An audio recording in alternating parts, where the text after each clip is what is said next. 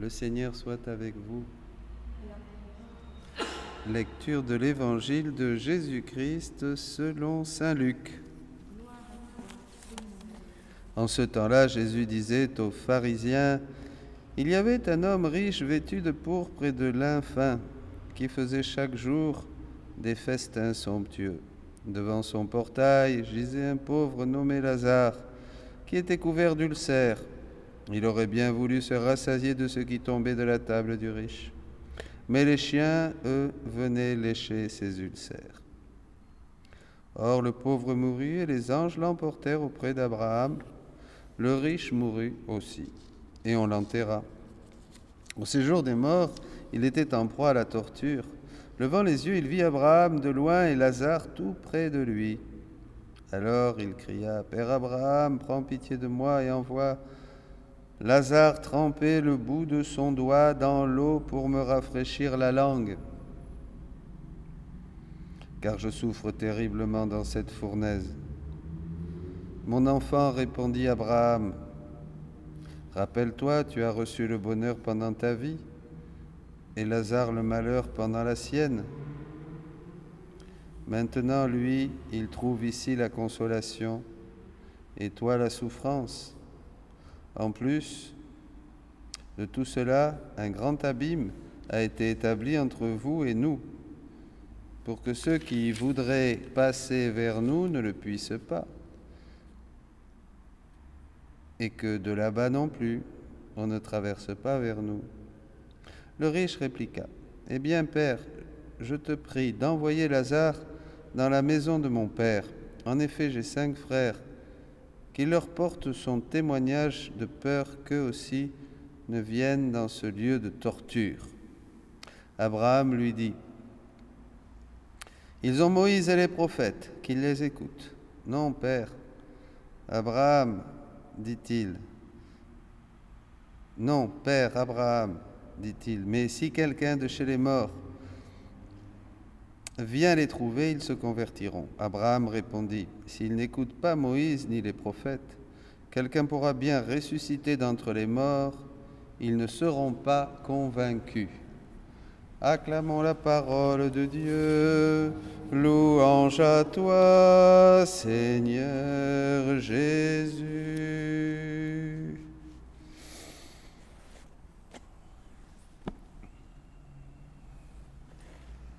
Bien, chers amis, bénissons le Seigneur pour cette page d'évangile et pour l'entrée au ciel aujourd'hui, ce 4 mars, de Louisa. Louisa, la petite fille de la divine volonté, la secrétaire de la divine volonté. Louisa, la première, qui a eu ce don immense pour nous d'avoir la divine volonté opérante en elle, à la partie directe au ciel. Quand elle est entrée au ciel, il y avait des soleils partout, c'était tous les actes, c'est comme un tunnel, enfin un chemin rempli de soleil, hein, et c'était tous les actes qu'elle avait fait dans la divine volonté. Et nous aussi, nous ne voulons pas aller dans le sein d'Abraham, qui n'existe plus puisque le Christ est ressuscité. C'est le purgatoire maintenant, pour terminer cette œuvre que nous pouvons faire. Et c'est bien en carême de penser au purgatoire, puisque pour être au ciel, il faut être comme Dieu. Il faut être comme Dieu. Donc nous avons ce temps et cette grâce énorme de pouvoir avoir, par notre libre arbitre, des actes libres pour choisir Dieu. Pour choisir Dieu. Et pour être totalement purifié et saint. Et en ces temps qui sont maintenant les derniers, eh bien, il faut écouter les prophètes. Il faut écouter les prophètes. Et Louisa est vraiment, je dirais, elle récapitule toutes les prophéties. Hein, puisque toutes les prophéties de l'Ancien Testament, toutes les prophéties du Christ, bien sûr, sont dans la divine volonté. Tout ce qu'ont prophétisé les patriarches et les saints, jusqu'à aujourd'hui, et tout ce qu'a prophétisé Jésus, surtout sa prophétie du Notre Père, c'est pour nous ouvrir les portes par la foi du royaume de la divine volonté. Et je vais prendre un texte extraordinaire du 20 août 1913 au livre 11, où on le voit dans d'autres passages, la mission exceptionnelle de Louisa, exceptionnelle. Voilà. Pendant que je priais, j'ai vu mon aimable Jésus en moi et plusieurs âmes autour de moi qui disaient: Seigneur, tu as tout placé dans cette âme.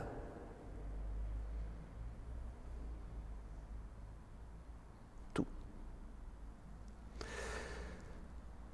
Tendant les mains vers moi, elle me disait: puisque Jésus est en toi et qu'il a tous ses biens avec lui,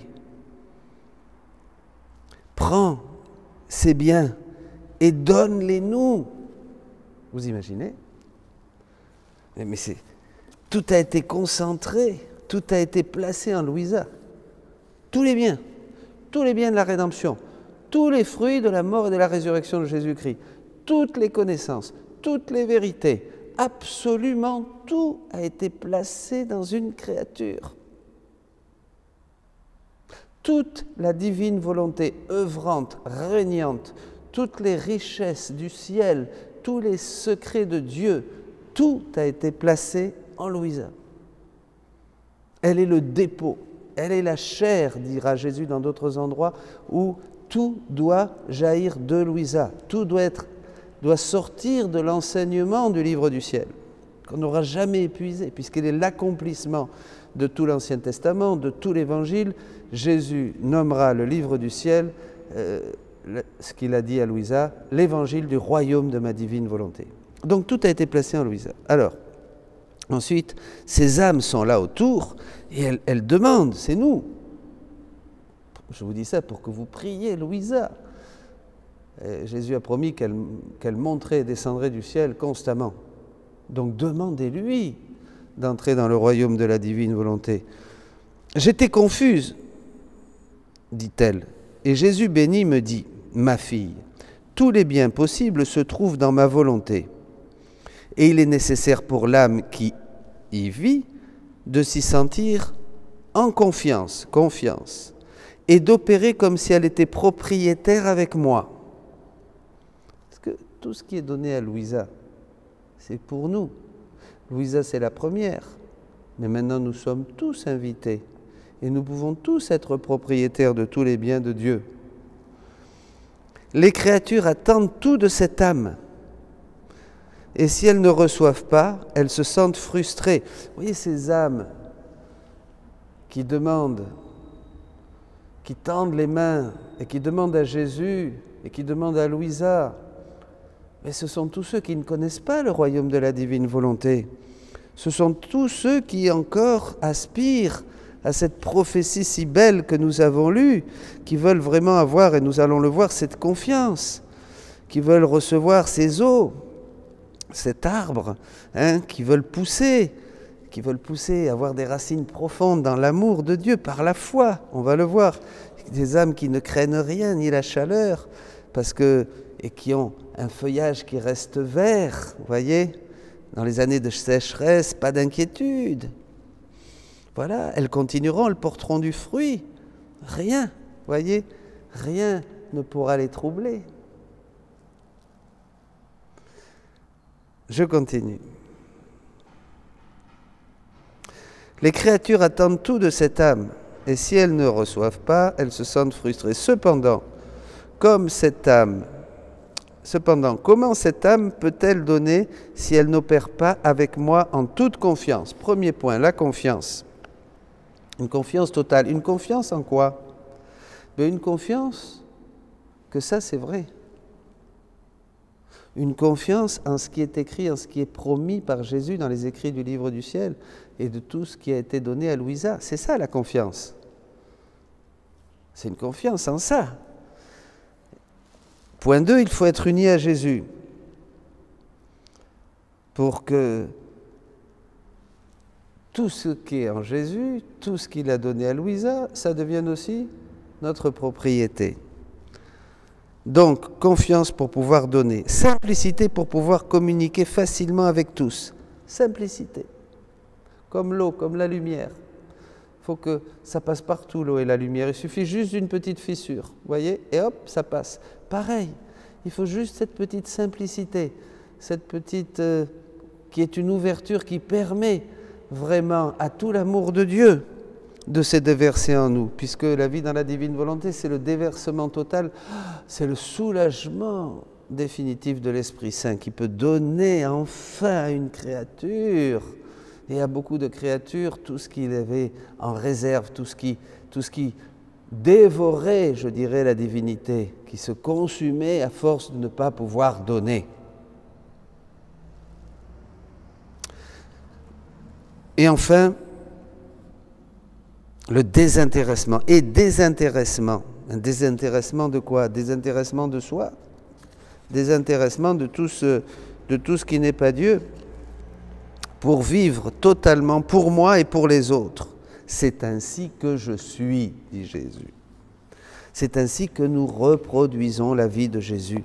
Bien, voyez mes amis, aujourd'hui, en cette entrée au ciel de Louisa, bien, levons les yeux vers le ciel, vers ces trésors du ciel. Demandons à Louisa, maintenant prions-la.